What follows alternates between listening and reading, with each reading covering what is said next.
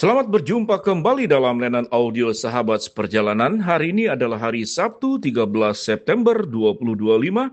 Tema renungan saat teduh kita dengan judul Ucapan Syukur dari Penjara. Firman Tuhan terambil dalam Filipi 1 ayat ketiga sampai dengan kelima.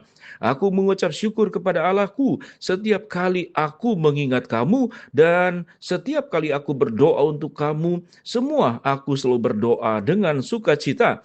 Aku mengucap syukur kepada Allahku karena persekutuanmu dengan berita Injil mulai dari hari pertama sampai sekarang ini. Mari kita berdoa.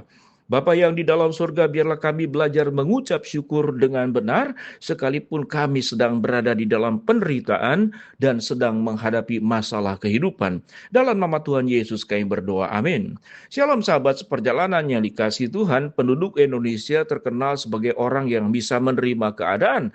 Karena setiap kali ada kecelakaan, setiap kali ada musibah, selalu ada kalimat yang keluar adalah untung.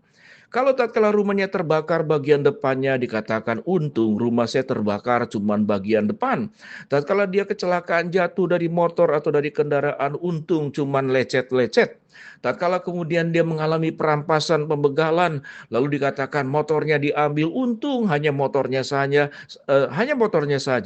dan saya tidak kenapa-napa. Lalu orang itu bersyukur. Sahabat seperjalanan, sikap seperti demikian sesungguhnya adalah sesuai dengan kebenaran firman Allah. Di dalam setiap peristiwa kehidupan termasuk Rasul Paulus. Bagaimana Rasul Paulus bisa berkata untung? Kita tahu dengan jelas satu ayat yang berkata, bagiku hidup adalah Kristus dan mati adalah keuntungan. Kematian itu dianggap sebuah keuntungan.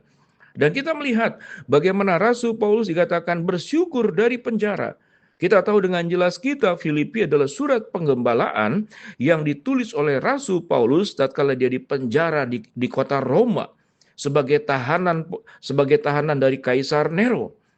Dan tetapi di dalam penjara itulah dia merasakan bagaimana kasih sayang, pertolongan, bantuan dari jemaat di Filipi lewat seorang pribadi yang bernama Epaphroditus, memberikan berbagai macam bantuan dan kemudian bersyukur untuk pertumbuhan jemaat di Filipi. Mereka tidak masuk ke dalam ajaran sesat.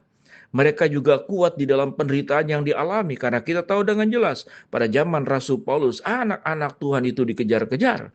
Kita tahu dengan jelas Rasul Paulus adalah seorang pribadi yang mengejar orang-orang yang hidup di jalan lurus sebagai pengikut Tuhan. Tetapi setelah dia menjadi rasul, dia sendiri yang dikejar-kejar oleh orang yang dulunya juga sama seperti Paulus, membenci para pengikut Tuhan dan membenci siapa itu Yesus, yang kemudian kehadiran seorang pribadi juru selamat itu menjadi mengganggu kehidupan, katakanlah tatanan yang ada. Karena orang kemudian mulai mengagumi Yesus, mengagungkan Yesus, menyembah dia sebagai Tuhan dan Juru Selamat. Lalu kemudian pimpinan-pimpinan seluruh yang ada pada saat itu yang seringkali tatkala seorang raja, seorang kaisar ingin diperlakukan seperti Tuhan. Tetapi sebagian orang yang sudah percaya kepada Kristus mengagungkan hanya Kristus dan tidak mengagungkan manusia. Sahabat perjalanan sampai pada titik ini, bagaimana kita bisa mengucap syukur seperti yang Rasul Paulus katakan? Ucapan syukur yang keluar di saat dipenjara di kota Roma oleh Kaisar Nero. Apa yang firman Tuhan katakan? Aku mengucap syukur kepada Allahku setiap kali aku mengingat kamu dan setiap kali aku berdoa untuk kamu semua. Aku selalu berdoa dengan sukacita. Aku mengucap syukur kepada Allahku karena persekutuanmu dalam berita Injil mulai dari hari pertama sampai sekarang ini. Itu adalah sebuah ucapan syukur yang sangat luar biasa. Ucapan syukur Rasul Paulus tidak memikirkan tentang dirinya. Seharusnya orang yang sedang di penjara, siapa yang tidak takut di penjara? Coba kita mengalami di penjara. Hanya 1 minggu, 1 bulan. Ada seorang yang pernah di penjara beberapa kali. Lalu kemudian menasihati rekannya. Jangan sekali-kali engkau masuk penjara. Di penjara itu tidak enak. Kita tahu dengan jelas. Akan ada keluar tikus-tikus dari tempat WC yang ada di penjara. Tempat yang tidak nyaman, mungkin berbau. Memang setiap negara itu berbeda-beda. Ada negara yang sangat maju. Kita melihat bagaimana penjara itu sangat higienis dan sangat baik. Tetapi yang namanya penjara, apalagi pada zaman seperti yang dialami oleh Rasul Paulus, tidak ada penjara yang enak. Itu menakutkan. Tetapi Rasul Paulus bersyukur. Mengapa? Karena yang pertama, dia dipenjara karena Kristus, bukan karena dia melakukan tindakan kriminal. Bukan karena Paulus melanggar hukum. Dan apa yang disyukuri oleh Paulus, dia tidak meratapi dirinya, tidak menangisi dirinya, tetapi dia bersyukur untuk pertumbuhan iman jemaat di Filipi. Jemaat di Filipi itu menjadi orang-orang yang mengasihi Tuhan.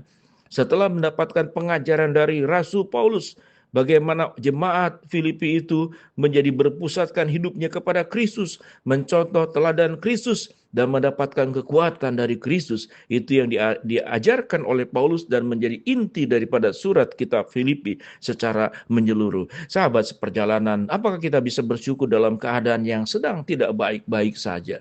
Mari kita belajar bersyukur. Di dalam penderitaan yang pertama Tuhan menguatkan kita. Yang berikut tidak ada penderitaan yang abadi, tidak ada masalah yang abadi, tidak ada kesulitan yang tanpa henti. Ada kekuatan Allah yang sanggup untuk menanggungnya, dan juga ada kekuatan Tuhan untuk membuat masalah yang kita hadapi itu diangkat dan diambil.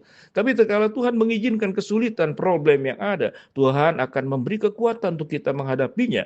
Sehingga sekalipun penderitaan masalah ada pada kita, kita bersyukur. Apalagi kalau penderitaan dan masalah itu Tuhan angkat, Tuhan gantikan dengan sesuatu yang indah, kita pun bersyukur. Biarlah kita menjadi pribadi yang senantiasa bersyukur di dalam segala keadaan, sekalipun kita berangkat dan ada di penjara. Setiap kita masing-masing punya penjaranya masing-masing. Ada sahabat seperjalanan yang sakit tidak sembuh-sembuh, mungkin itu penjara kita. Ada persoalan rumah tangga yang tidak kunjung selesai. Mungkin itu penjara buat kita. Ada perjuangan kita mencari nafkah, kita sudah banting tulang, namun tidak mengalami kemajuan yang signifikan.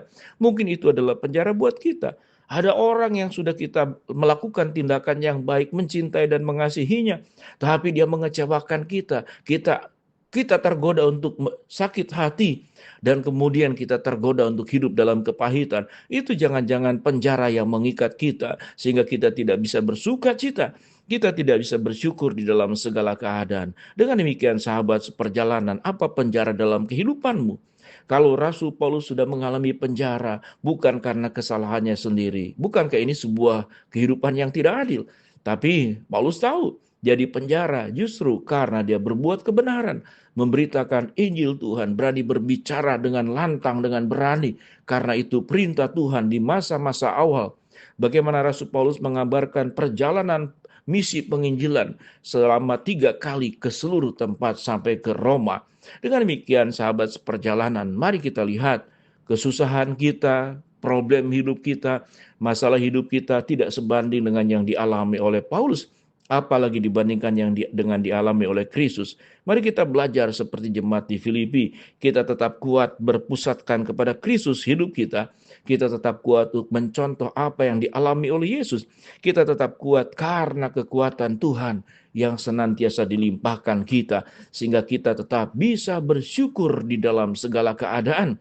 Sekalipun kita mengalami sebuah kehidupan yang saat sekarang terpenjara oleh berbagai macam problem hidup yang kita hadapi, yang setiap sahabat seperjalanan tentu berbeda bentuknya, tetapi itu adalah penjara. Kita tetap bersyukur, Tuhan ada beserta kita, Tuhan menolong kita, Tuhan menguatkan kita, dan Tuhan akan melepaskan kita dari penjara kehidupan ini. Mari kita berdoa.